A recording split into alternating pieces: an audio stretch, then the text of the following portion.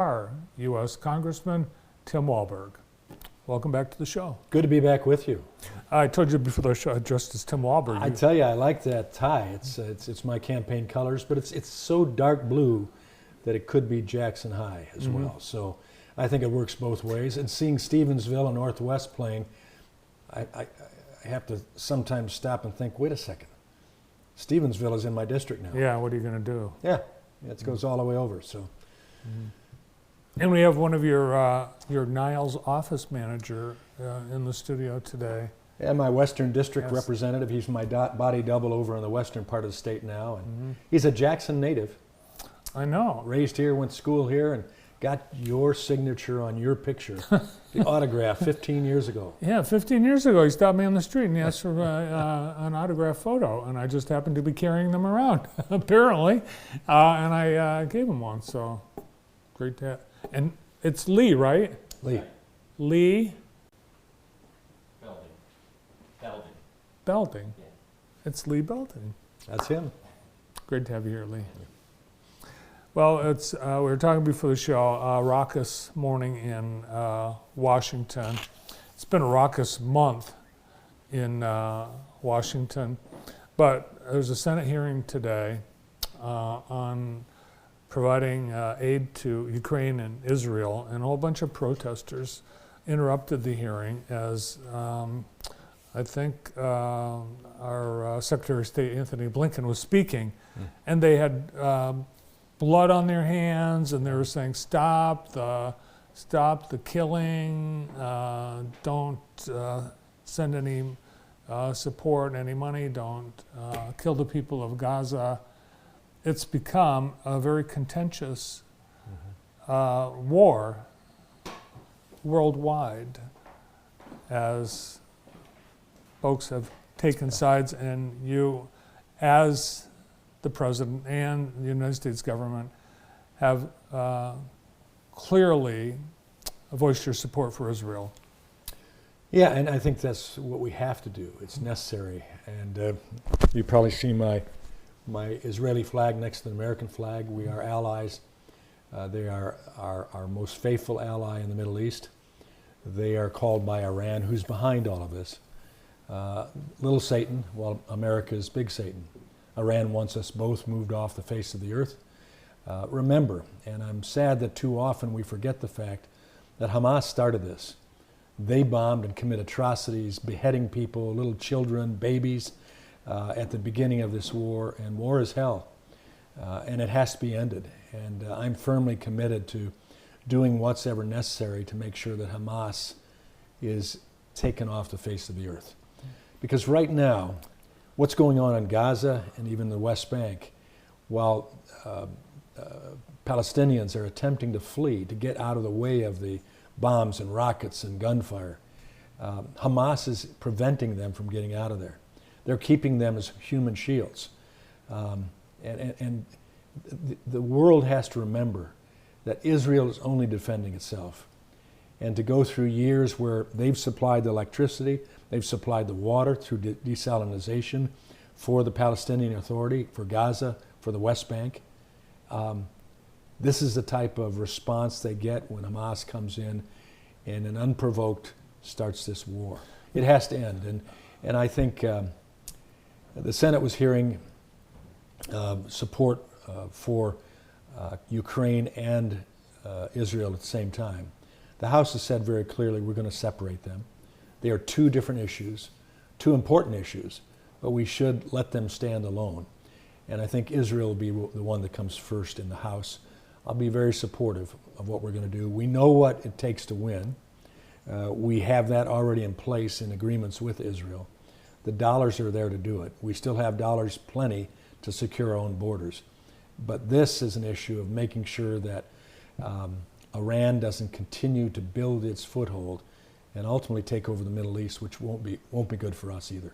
It sounds, though, like there is a bipartisan group of House members who are willing to combine the funding for Ukraine, for Israel, for all the various parts of that without offsets.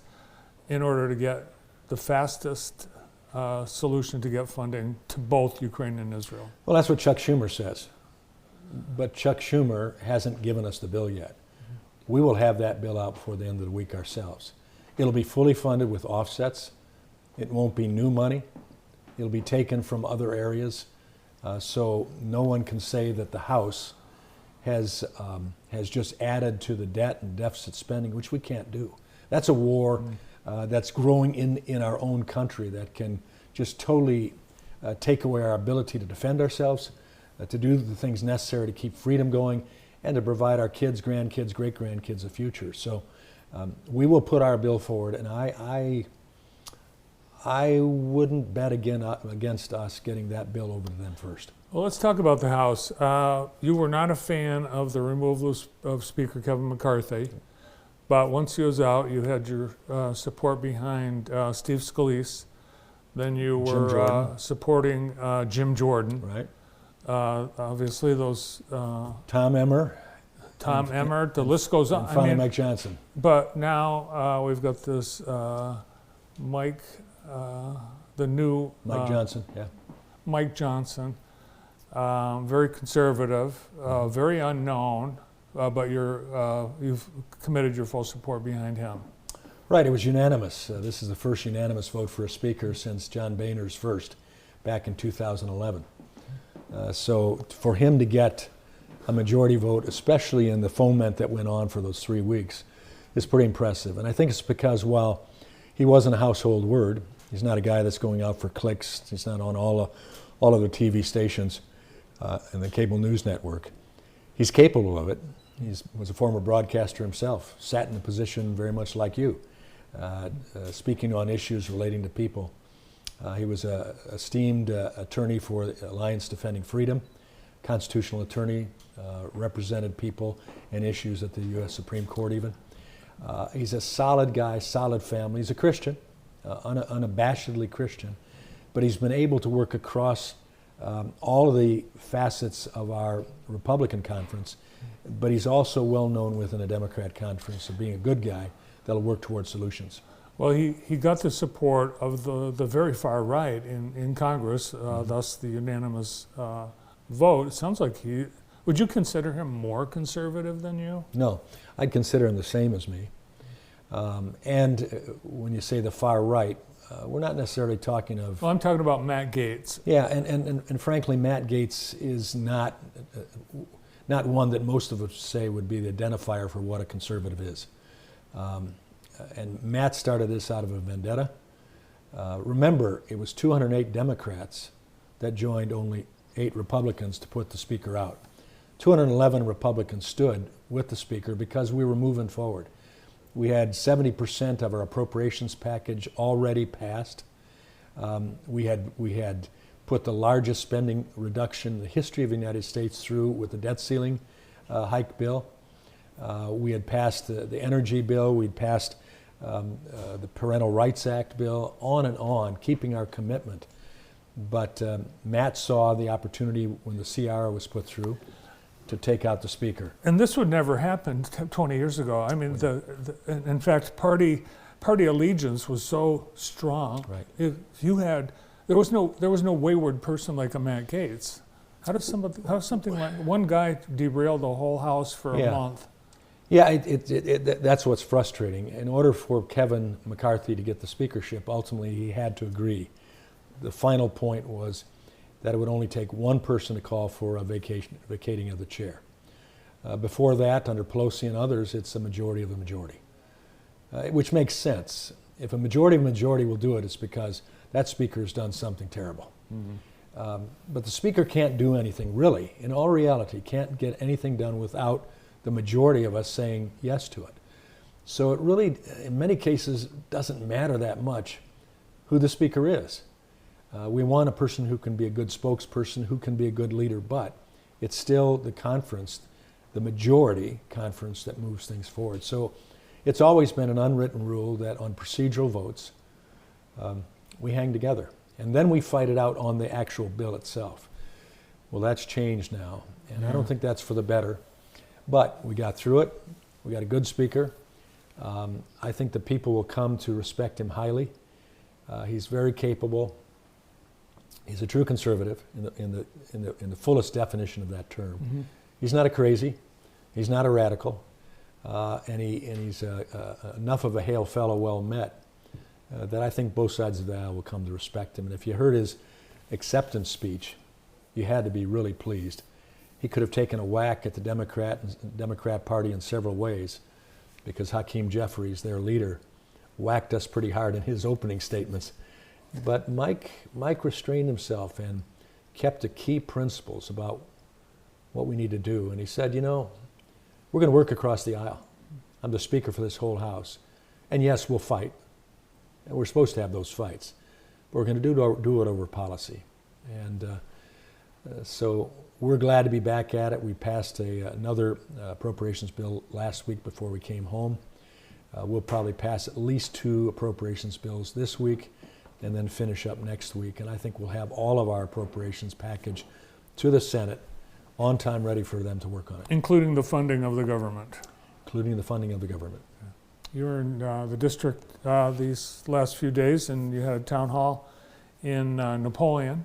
Right. What are you hearing? Well, here are a lot of concerns.